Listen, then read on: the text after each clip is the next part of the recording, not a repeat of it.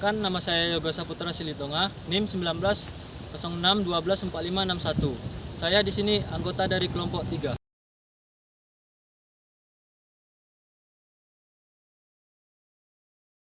Baik, baik Pak, mohon maaf sebelumnya. Saya perkenalkan diri saya sendiri. Saya Anugrah Karisma Saputra dari Fakultas Pertanian Universitas Riau. Ingin menanyakan beberapa pertanyaan yang di mana sebelumnya bisa memperkenalkan diri Bapak, Pak. Baik, nama, terakhir pendidikan gimana, domisilinya di mana, udah berapa istrinya, anaknya. Jadi begini, kan saya juga yang mengelola tanah ini, pertanian ini. Nama saya Sukatno, umur sendiri Udah 47 tahun. 47. Jadi saya domisili juga di sini. Kayaknya itu aja kan. Istri masih satu. Oke, untuk terakhir pendidikan kapan? Kalau pendidikan saya dari Akademi Pariwisata.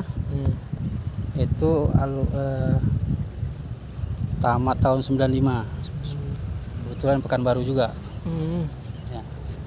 Itu Pak, Bapak tergabung ke kelompok tani atau enggak, Pak? Saya enggak. Saya pribadi tidak ada tergabung ke kelompok tani. Terus kalau lahan ini Bapak pribadi milik atau sewa Jadi gitu? kalau lahan itu seluas 2,5 hektar itu milik saudara. Nah, jadi milik saudara juga kita tetap kontrak. Itu per tahunnya itu 4 juta. Kalau modal itu pribadi atau ada minjam-minjam ke bank, Pak? Kalau modal untuk saat ini kita tidak ada pinjam ke bank, tidak ada pinjam, itu pribadi. Nah, untuk pertanyaan selanjutnya kawan saya yang lanjutin, Pak. Makasih Pak sebelumnya. Baik Pak, sebelumnya perkenalkan, nama saya Yoga Saputra Silitonga. Saya akan bertanya tentang luasan lahannya yang Bapak miliki sekarang ada berapa ya Pak? Jadi kebetulan yang saya kelola itu luas tanahnya seluruhnya itu 2,5 hektar. Yang saya kelola itu sekitar 1,5 hektar. Itu yang dikelola untuk lahan pertaniannya. Lalu kan yang Bapak tanam nih bayam dengan kangkung. Terus asal benihnya itu dari mana ya Pak? Kalau untuk bibit kangkungnya itu dia variasi, ada yang dari Jawa. Kebetulan dari Jawa itu benihnya udah terbang. Kalau dari toko-toko pertanian itu variasi itu banyak sih jenisnya. Nah, kalau untuk bibit bayam itu kita dari banyak dari Panamera, dari Pertiwi juga, dari toko-toko pertanian terdekat kita beli ya. Baik Pak, terima kasih Pak. Selanjutnya akan dilanjutkan oleh teman saya Pak. Kalau dari teknik budidaya Bapak ini bagaimana Pak?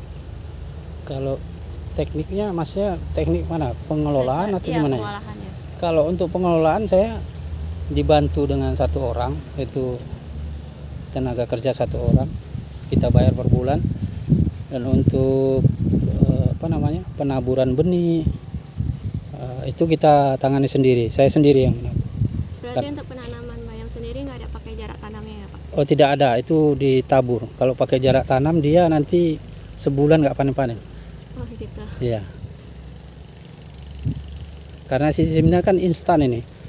Itu diserak, dia umur bayam ini 25 hari. 25 hari Kalau udah bisa dipanen. udah bisa panen. Itu maksimalnya. Kalau untuk pekerjaan petani Bapak ini sendiri, pekerjaan yang tetap atau yang sampingan aja? Nah, kalau umpama yang pekerjanya itu tetap, ada 1 orang sih yang tidak tetap. Kita bayar per selesai kerja, kita bayar per harian namanya. Berarti per harian itu berapa Pak? Kalau untuk harian variasi sih. Kalau untuk apa namanya nyabut rumput dia kita kasih per bedengnya 20.000. Ini dia ukuran 10 kali 6. 20.000 per. 20.000. Kalau untuk Berarti itu bedengan, untuk pengolahan lahannya aja. Ya, pengolahannya. kalau untuk bedengannya Pak di Kalau pekerja juga. kalau bedengan ya saya sendiri sama itu, sama pekerja tetap. Mulai dari tabur, membajak, apa kita sendiri. Gitu.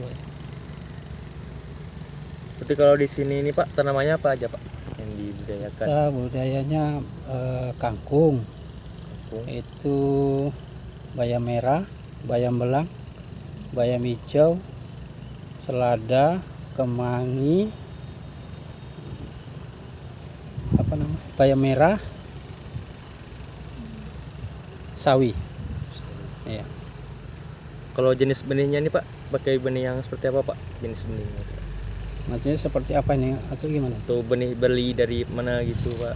Oh, kalau benih kan udah saya apa tadi? Itu dari toko terdekat. Dari toko terdekat Pak, Ya, ada juga suplainya dari Jawa. dari Jawa. Artinya ada yang bawa dari Jawa turun ke Pekanbaru baru kita beli. Kalau untuk pupuk sendiri Pak, pupuk apa yang sering digunakan? Kalau pupuk kita pakai pupuk kandang, Bukan pupuk kandang serbuk. Itu kita ambil dari Payakumbuh. Payakumbuh. Jadi itu per karung itu 14.000 per karung dan disusul dengan pupuk kimia itu NPK dengan urea. Sekarang juga pakai ZA. Itu aja kalau untuk pupuk. Tapi sih kalau dasarnya itu pupuknya pupuk teh ayam aja. Untuk kandang tuh Pupuk Pak ya? kandang ya. Dasarnya. Biasanya itu Pak berapa habis Pak per Kalau untuk kapasitasnya untuk satu bedeng ini Iya. dia satu karung. satu karung? Satu karung untuk dasar, satu karung untuk penutup bibit di atas. Diserakkan ini kan. Dasar, bajak, udah itu siap pupuk bibit diserak, baru di atasnya disiram pupuk. Dengan ukuran lahan yang berapa Pak untuk satu karungnya Pak? Satu karung tergantung, ada yang kalau saya pakai ini ukuran 10, panjang lebar 6 meter. Ada juga yang lebar 2,5 meter, panjangnya itu 15 meter ukuran. Jadi kalau ukuran itu pupuk kita ini aja, kita sesuaikan dengan lahan aja. Kadang bisa lebih 2 karung, kadang bisa lebih kurang 2 karung. Itu dia variasi. Kalau pupuk yang NPK tadi berapa Pak habisnya? Kalau NPK tuh Sama ZA atau apa? kalau perbandingannya sih kita satu bedengnya kalau ukuran itu kita variasi sih saya nggak pernah juga timbang. Kira-kira itu 0,5 kilo untuk urea, 0,5 kilo untuk NPK. Itu perbandingannya. Jadi setelah tanam umur 10 hari itu kita pupuk kimia. Itu aja sih. Kalau untuk pemupukannya itu lama jarak intervalnya itu berapa Pak? Per bulan atau per minggu? Karena ini kan tanaman ini kan dia tidak sampai 1 bulan. Dia kalau untuk kangkung itu 21 hari. Jadi selama 21 hari itu dasarnya itu teh ayam. Untuk pupuk kimia susulan itu sekitar umur 10 hari, 1 minggu ya, 1 minggu.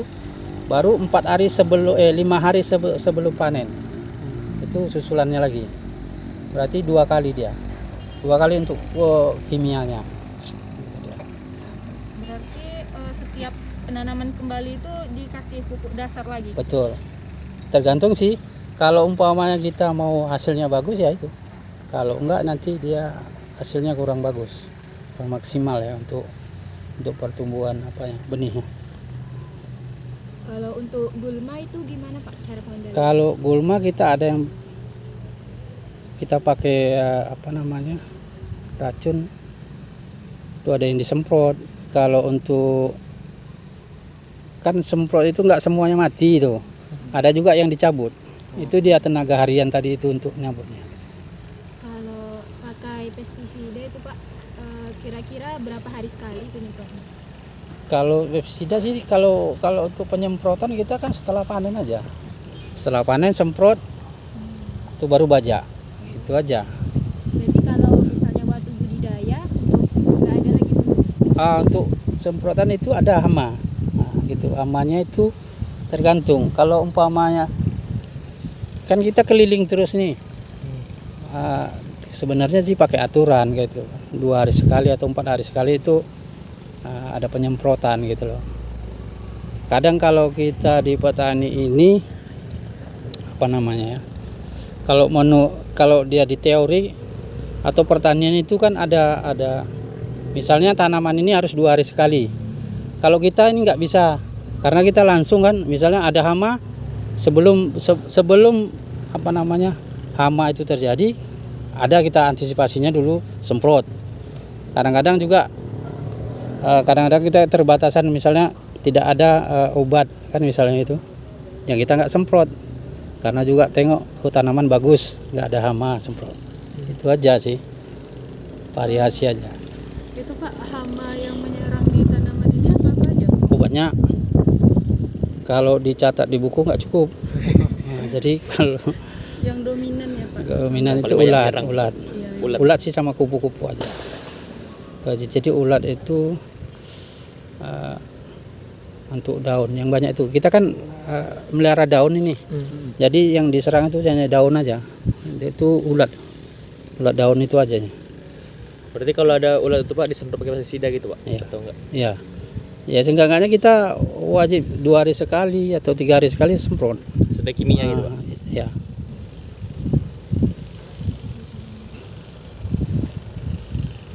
Untuk jenis pestisida yang dipakai itu apa Pak namanya?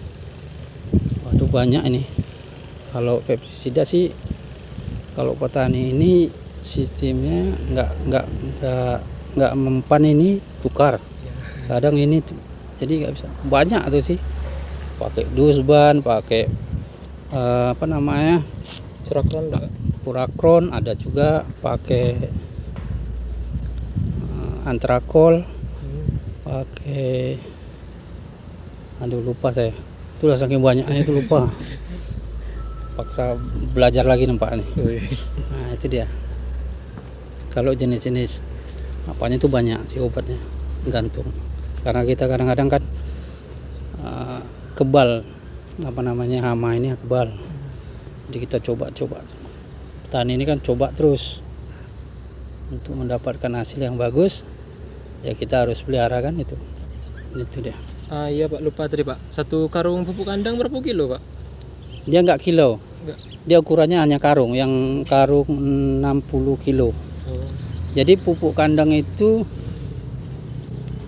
gimana saya bilangnya? Dia nggak pakai kilo sih. Jadi ukuran kita gerobak aja. Kalau mangkong itu kan gerobak itu. Jadi kalau payakumbuh yang kita pakai ini 1 karungnya itu 2 gerobak dia. Jadi kalau yang untuk popan misalnya yang biasa yang karung kecil itu 1 karungnya itu 1 gerobak deh, ukurannya, tidak per kilo. Karena ada juga yang pupuk ini dia kering, ada yang basah gitu dia. Kalau basah nanti kalau kita per kilo kacau jadinya kan itu. Nggak ada ukuran kilo. Biasanya habis berapa Pak sekali yang pakai? Tergantung bedengan. Kalau kita 1 hari misalnya 5 bedeng, berarti dia 7-6 karung. Tengok bedengannya kan. Jadi kalau umpama kita 1 hari itu 1 bedeng ya 1 karung. Tengok ukurannya juga, penyesuaian dengan ukuran bedengan gitu. Karena saya jelaskan tadi kan bedengan yang ukuran ini kan 1 karung ini. Iya, 1 karung awal, 1 karung untuk tabung. Ya. Itu pun yang untuk dasaran kan nggak mesti gitu loh. Artinya bukan itu patokan baku. Oh ini harus didasari enggak. Karena pupuk kimia itu kadang-kadang kan dia larutnya, mungkin kalau adik-adik kan lebih tahu pupuk kimia, misalnya satu pupuk itu larutnya berapa hari. Iya. Kan itu untuk perkembangan tumbuhan kan itu. Kalau kita kan nggak tahu. Pokoknya saat ini pupuk 0,5 kilo itu kita tabur, itu untuk sama sekali panen kan itu. Kita nggak tahu perkembangan. Tapi itu untuk sekali panen kalau untuk tanaman gitu loh. Jadi untuk ketika tanaman baru kita bedengkan, kita bajak lagi apakah itu masih mengandung kesuburan itu tadi atau enggak, kan itu belum kita pernah kita coba. Tapi biasanya kalau saya ini dasar sekali, besok untuk kedua kalinya enggak didasar dulu. Untuk pupuk penutup atas saja. Yang ketiga kalinya baru dasar lagi gitu. Jadi dia yang unsur unsur hara apa itu, biar jangan ini kan gitu. Kalau ngomong-ngomong soal pupuk nih Pak, ada pernah nyoba ngolah pupuk sendiri nggak, pupuk kompos dari hasil siangan rumput-rumput gitu Pak? Oh enggak ada, cuman kalau kita di lapangan ini kan banyak nih petani-petani yang juga sering coba kan. Itu macam kayak gini nih kan nggak habis, kadang-kadang tanaman itu ada rusak dia. Ada rusak itu tidak terpanen semuanya. Nah, itu yang sisanya itu kita semprot itu nggak kita buang macam-macam. Nah, itulah yang kita bajak ulang. Nah, mungkin itu juga bisa gitu loh, tapi itu jarang terjadi gitu, karena apapun ceritanya kita tanam itu wajib harus berhasil kan itu, nggak mungkin kita kan tenaga, uang, semuanya waktu kan itu. Berarti hasil siangan Nah, itu ya, dibuang. itu dia. Tidak ada sih macam buat ini nggak ada, belum pernah. Karena kita kan ini memang umurnya sebentar gitu. Beda kalau umur kiloan macam timun apa itu kan mereka kan 35 hari, 40 hari kan. Ada yang 60 hari.